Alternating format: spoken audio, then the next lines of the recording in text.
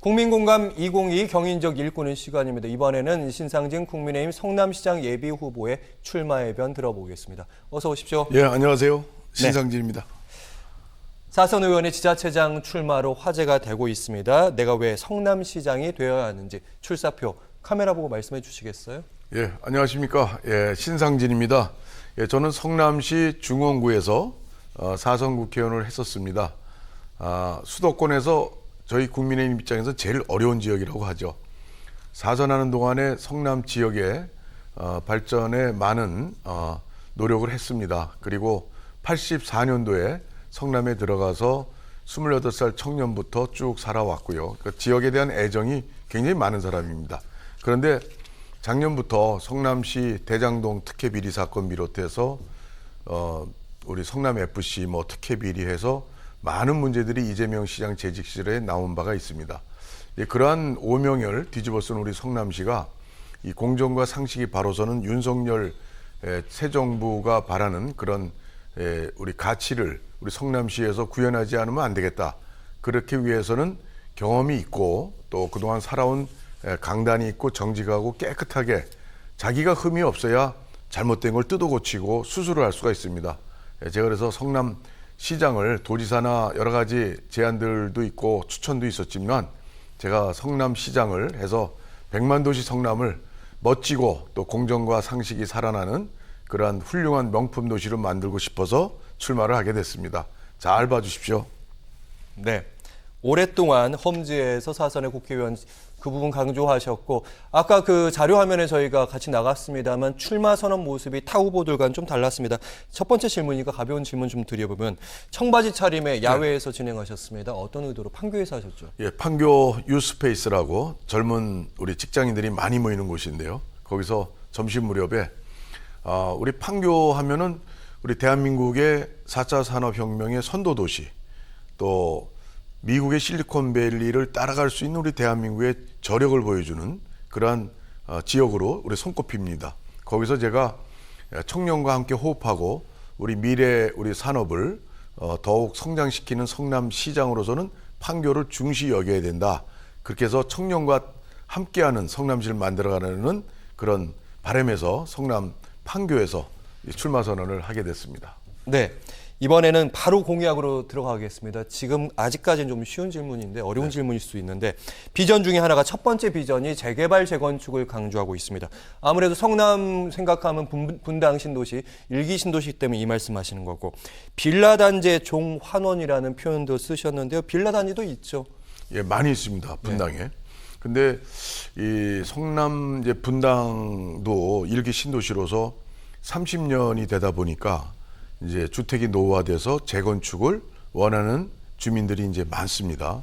그리고 그것이 이제 작은 규모가 아니고 대단히 큰 규모고 또 한편에서는 빌라 단지가 이 일종으로 묶여 있어가지고 이제 4층밖에 짓질 못합니다. 다시 1, 2, 3종이 있는데 1종이라고 하면 1종이면 용적률은 200%고 층수가 제한이 됩니다. 4층으로. 그러면 4층은 엘리베이터를 못 놓습니다. 자비로도.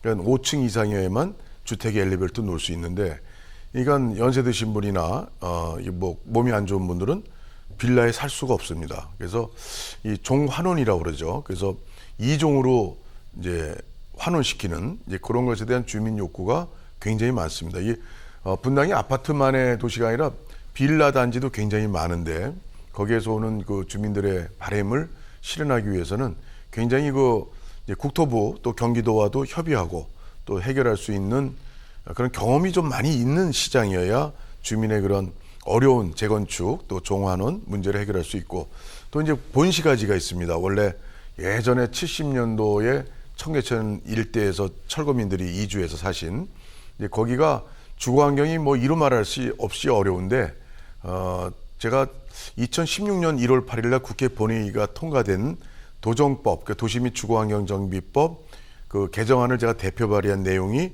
구시가지에 딱 맞는 성남법이 있습니다. 그러니까 정부가 도시형세민을 집단 이주해서 형성된 도시가 재개발을 할 때 도시 기반시설이 미약할 때 그 안에 있는 공유지를 무상으로 주민에게 양해한다.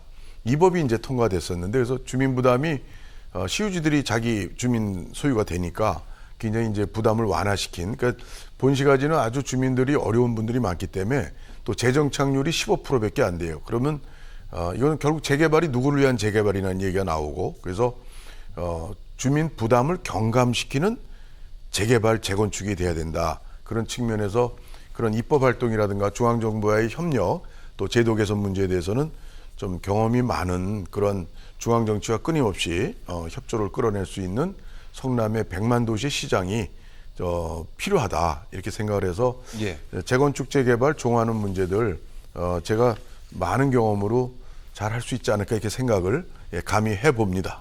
자, 시간은 좀 짧지만 이 반론을 좀 안 드릴 수가 없는데, 왜냐하면 이제 시청자분들 이해를 하셔야 되니까, 재개발 재건축 부분에 이제 오세훈 서울시장도 이 부분을 강조했다가 막상 시장이 되고 나서 잘 안 되고 있는 측면이 있다. 아무래도 다른 집값을 들썩이게 할 수 있으니까요. 신상규 후보님 어떻게 보세요? 네, 결국은 뭐 집값 문제 잡는 것은 또 이 재개발 재건축을 억제한다고 잡히는 게 아니고요. 재개발 재건축을 활성화해서 우리 주택 공급의 한 일환으로도 그 정책을 우리가 도입해서 활용할 필요가 있고, 또 윤석열 정부도 국민과의 약속을 한 것이 1기 신도시에 재개발 재건축 시 재건축할 때 용적률을 대폭 상향을 하겠다 하는 것은, 우리가 저희 환경적으로 보더라도 이 낮은 층의 아파트들을 짓다 보면 주택 공급에 한계가 있고, 그러면 수평으로 결국은 넓혀지죠. 예. 그럼 결국은 환경 침해가 더 되고 우리 자손에게 물려줄 그 유효 공간들이 적어지죠. 그래서 결국은 용적률을 대폭 올려서 주민 부담도 줄이고 미래를 위해서도 이 수직으로 고층의 이 주거 단지들이 형성돼서 그 안에서 모든 많은 일들이 이루어지는 미래에 우리가 아파트 문화를 창출해야 되는, 이런 데서 새 정부의 그런 정책과도 일맥상통하고 그렇게 또 나가야 된다고 생각합니다. 주택 부동산 가격 문제는 세금 문제라든가 그런 이제 주택 거래를 어떻게 활발하게 하면서도 억제하느냐, 또 양도소득세 이런 걸 얼마나 또 낮추고 해서 주택 거래를 활발하게 하는 다양한 그런 정책들을, 제도를 도입하는 것이 중요한 문제지, 재건축 재개발을 억제함으로써 그걸로 다 해결되는 건 아니다. 그 부동산 값을 잡는 거는 아니라고 봅니다. 오히려 네. 더 해야 된다고 생각합니다. 알겠습니다. 그리고 이번엔 제1판교 얘기, 제2판교 얘기 하셨습니다. 너무 협소하다 이런 말씀하셨습니다. 하지만 그런 얘기도 맞습니다. 그런 얘기가 있는 게 이미 판교로 올 기업이 다 와 있어서 오히려 빠져나간다, 그런 얘기가 있더라고요. 예, 원래 그 본 판교, 1판교는 아주 도시계획적으로 잘 돼 있습니다. 근데 지금 더 들어올 데도 없죠. 너무 비싸고. 근데 이제 2판교, 3판교가 지금 입주를 하고 있거나 또 공사 중인 이런 상황인데, 그 도시 그 외관서부터 도로도 좁고 언덕지고 또 교통도 불편하고, 그리고 가격은 또 되게 임대료나 또 매매가가 비싸고, 그래서 예. 그런 부분을 제가 만약에 시장이 되면은 2판교, 3판교에서 그 일대를 저는 좀 더 4판교, 5판교 더 크게 넓혀서 명실상부한 한국의 실리콘밸리, 그 대한민국의 첨단 산업들이 다 들어와서 거기서 서로 편의를 도모하고 모든 거를 공유하는, 그래서 우리가 흔히 스마트 도시, 뭐 글로벌 시티 여러 가지 얘기하는데, 그런 것들을 아주 진짜 이 구현하려면 이 규모가 있어야 됩니다. 그래서 그런 규모도 생각해서 저는 판교를 아주 대한민국 최고의 IT 산업 도시로 만들려고 저는 작정을 하고 있습니다. 네. 그리고 이 주장을 하셨습니다. 뿌리는 복지는 안 하겠다. 아무래도 전임 시장들에 대한 얘기를 좀 하신 것 같습니다. 네. 어떤 얘기일까요? 전임 뭐 이재명 시장 때 보면 뭐 청년 배당이라고 그래서 24세가 되면 1년에 4차례에 걸쳐서 토탈 100만 원을 뭐 아파트 100평 사는 자녀나 누구나 다 줍니다, 그냥. 그래서 그런 식의 무차별적 뿌리는 복지는 좀 정리를 하고, 진짜 어려운 청년들 또 꼭 일정한 지원을 해주면 거기서 정말 삶의 미래가 개척되는 그런 이제 선택적이고 집중적인 그런 필요한 소요가 되는 복지 영역에 투여를 하겠다. 그래야 더 많은 복지를 할 거 아닙니까? 그리고 또 복지뿐 아니라 또 여러 가지 그 이재명 시장 때 벌어진 그 퍼주기 정책들이 굉장히 많은데, 그런 것들을 좀 정리할 필요가 있습니다. 총체적으로 정리를 해서 필요한 것엔 더 많이, 필요 없는 것엔 스톱. 이게 제가 이제 복지 정책의 기본으로 갈 것이고, 그리고 이제 보편적 복지에도 뭐 일부 그것이 다 이렇게 우리 무상급식 같은 거, 그런 거는 또 어떤 차별적인 또 거기에 따른 또 뭔가 소외되고 또 어떤 자기 처지가 드러나는 그런 식의 것은 지양을 해야죠. 하지 말고 대신 무차별 복지는 우리가 정리하는 것이 더 필요한 곳에 우리가 예산을 쓰기 위해서는 필요하다 이렇게 생각을 합니다. 네. 이 질문은 좀 어려운 질문이실 수도 있고 어떻게 보면 유리한 질문이실 수도 있는데 다른 예비 후보들이 적당히 볼멘 소리는 거 아시고 계실 겁니다. 4선 의원이 사실은 2020년까지 국회의원을 하셨고 기초단체장에 나오는 케이스는 안상수 의원 창원시장 될 때 그 정도 기억이 나는데 볼멘 소리가 좀 나오고 있습니다. 너무 큰 몸집이 아니냐. 네.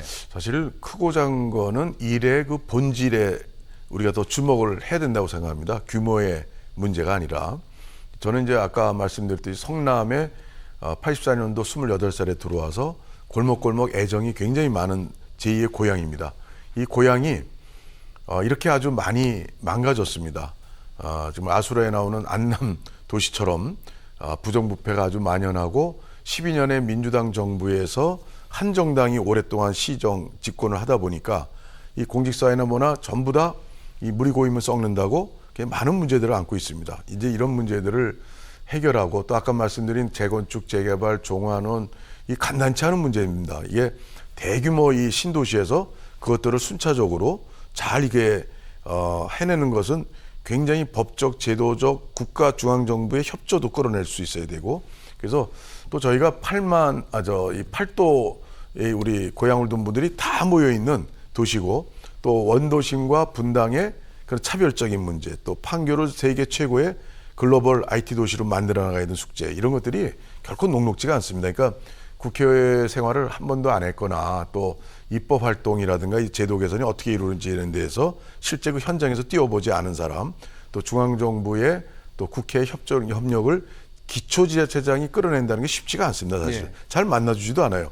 저는 2년 전까지 4선을 했으니까 국회에 많은 다선 의원들도 저보고 형님 하는 사람들이 많고 전화 한 통화로도 이 제도 개선을 해서 성남 발전을 시킬 수 있는 그러한 성남의 시장은 정말 특별시다. 특례시는 아니지만 특별시라고 생각합니다. 전국에서 주목하는 도시가 점점 될 겁니다. 지방선거 과정에. 그래서 저는 그런 것은 오히려 저 같은 사람이 필요로 하는 것을 역설하는 그런 다른 후보들의 볼멘 소리가 있다면 그건 오히려 감사한 얘기고요. 딴 분도 훌륭합니다. 훌륭한 그런 역할들을 곳곳에서 해주시고 우리가 원팀이 돼서 우리 국민의힘에서 12년 된 민주당 시장을 바꾸는 대통령도 바뀌는데 우리 시장 12년을 네.